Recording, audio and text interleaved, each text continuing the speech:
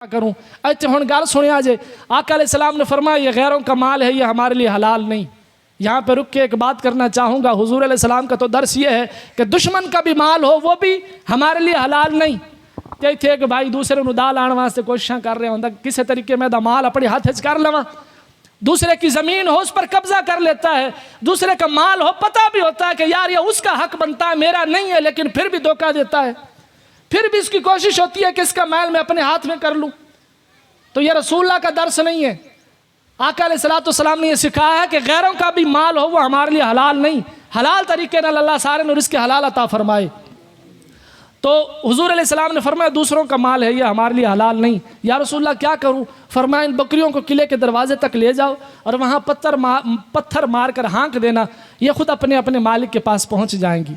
वो जो हबशी गुलाम था, नाम है असवद राई, उसने बकरियों को साथ लिया और किले के दरवाजे तक जब पहुँचा ना तो वहाँ पर उसने कंकर मारे और बकरियाँ जो हैं किले के अंदर दाखिल हो गई, अपने अपने मालिक तक पहुँच गईं और फ़ौरन वापस पलटा। साहबा कराम कहते हैं कि जब जिहाद के लिए सफ़े बनाई जाने लगी ना तो उसके चेहरे से शहादत के लिए बेताबी जो है वो टपक रही थी, पता चल रहा था कि कितना बेताब है शहीद होने के लिए।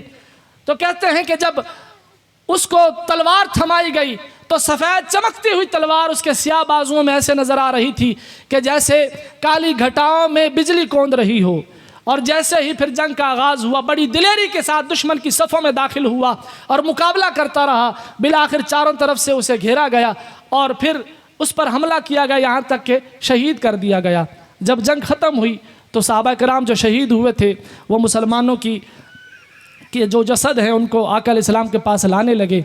तो असवद राई का जो जसद है वो भी हुजूर अलैहिस्सलाम की खिदमत में हाज़िर किया गया।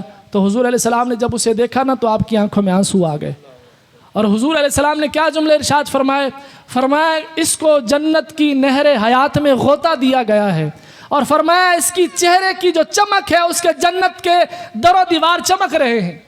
और फिर आका अलैहिस्सलाम ने फरमाया कि दो हूरें जो हसीन व जमील हैं इसको अपने आगोश में लिए जन्नत की जो बाग़ खुल्द है उसकी सैर करा रही हैं।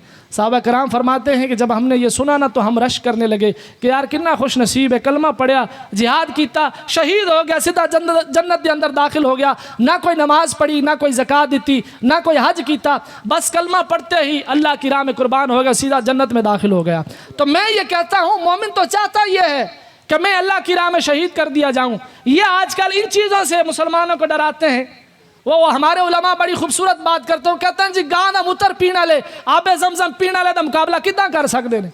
अल्हम्दुलिल्लाह रसूलुल्लाह दे गुलाम आबे जमजम पीना ले बैठे ने, इन्हां दा मुकाबला काफिर करनगे।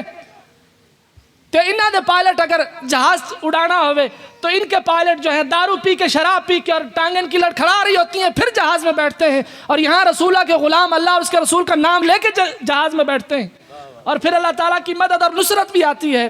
तो आखिर में पैगाम यह है कि अल्हम्दुलिल्लाह जज्बा जिहाद यह हम सब में होना चाहिए, हमारे ईमान का हिस्सा है।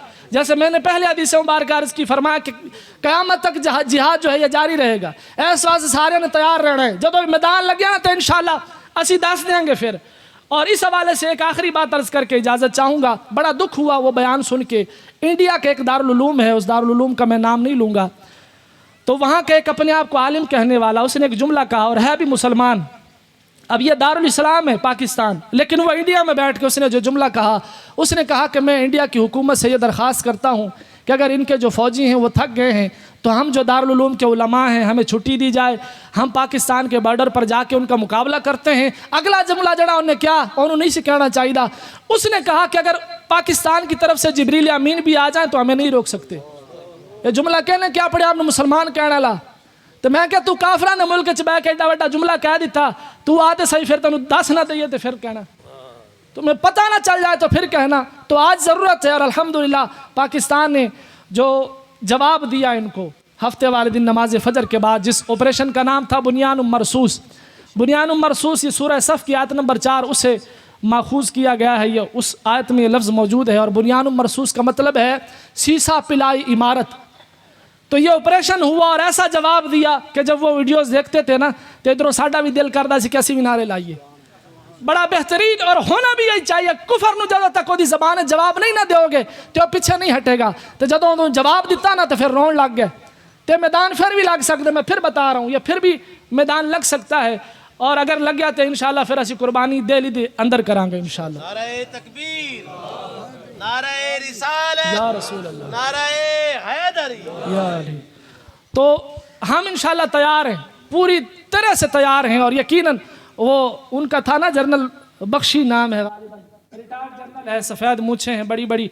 उन्हें क्या जी साढ़े मुल्क की इकॉनमी पूरी दुनिया के अंदर 5वें नंबर पर है, तो पाकिस्तान वो गरीब है, कभी IMF के सामने हाथ फैला के वो भीख मांगता है, कभी किसी के सामने भीख मांगता है, कभी किसी के सामने।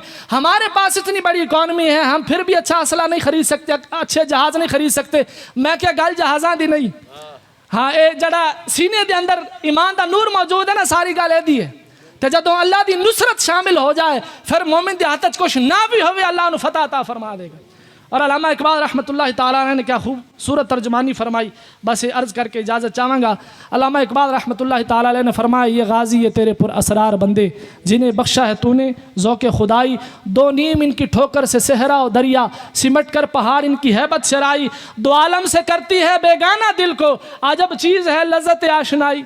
आखिर में फरमाते हैं कि शहादत है मतलूब व मकसूद है मोमिन, न माले गनीमत न किश्वर कुशाई। मोमिन तो चाहता ये है कि अल्लाह की राह में शहीद हो जाऊं। तू इन्होंने डराना है, इंशाल्लाह जब मैदान लगा तो फिर लग पता जाएगा। आज अपनी आर्मी के साथ खड़े हों, सियासी इख्तिलाफात हो सकते हैं, बहुत सारे ऐसी पार्टी से ताल्लुक़ रखते हैं जिनके इख्तिलाफात हैं एक दूसरे से, लेकिन जब बात दुश्मन से मुकाबले की आ जाए हम सारे एक हैं। मुसलमान मुसलमान का भाई है। कोई मुसलमान मशरिक में रहता हो, दूसरा मगरिब में रहता हो, जब उसने कलमा रसूलुल्लाह का पढ़ लिया वो हमारा भाई है। हाँ, तो इसलिए सारे मुत्तहिद हैं। तो दुश्मन जो है कभी इस बात का फ़ायदा ना उठाए कि ये तो आपस में लड़ रहे हैं, ये अपनी फ़ौज के खिलाफ है। ना ना, उन्हें कहना कि हम इनके साथ खड़े हैं, अगर हमें अपनी जान कुर्बान करनी पड़ी फिर भी हम जान कुर्बान करेंगे। हाँ, अपना माल भी हम कुर्बान कर देंगे इंशाल्लाह। सारे मुसलमान मुत्तहिद हैं। अल्लाह मुल्क पाकिस्तान की भी खैर फरमाए और इसकी सरहदों की जो नौजवान हिफाजत कर रहे हैं अल्लाह उन नौजवानों की भी हिफाजत फरमाए और अल्लाह ताला गज़ा और फ़लस्तीन के मुसलमानों की भी गैबी मदद फरमाए। मैं कहना इधरों आगाज़ होवे तो इंडिया फतह करके फिर बंदा चला जाए इसराइल अल, तो फिर उन्होंने दस देवे। अल्लाह ताला सानू तौफीक अता फरमाए। इंशाल्लाह पाकिस्तान जो है क़यामत तक शादो आबाद रहेगा। हाँ, मिटाने वाले काफ़ी आए, बहुत सारे हैं, वो खुद मिट गए, आज उनका नामो निशान भी नहीं है, क्योंकि ये मुल्क बना ही कलमे की बुनियाद पर है और कलमा क़यामत तक रहना है इंशाल्लाह। अल्लाह ताला जितनी गुफ्तगू की अपनी बारगाह में कबूल व मंजूर फरमाए और अल्लाह ताला अब्दुल जब्बार भाई की वालिदा मरहुमा की बेहिसाब बख्शिश व मग़फ़िरत फरमाए। आमीन वमा अलैया इल्लल बलाग।